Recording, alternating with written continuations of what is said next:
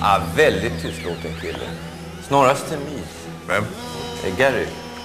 Ja. Ja, för 2 veckor sedan så rymde han ju då. Det är egendomliga, vi vet inte alls hur han lyckades göra det. Plötsligt var cellen bara tom. Hur går det för er? Jo då, det går alldeles utmärkt. Vi har hela apparaten igång.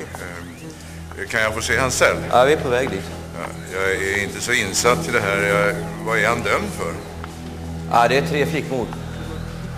För 20 år sedan så söp han ju 3 stycken unga flickor. Ja, för 20 år sedan, ja. Det var väldigt vad ni var lika in i släkt.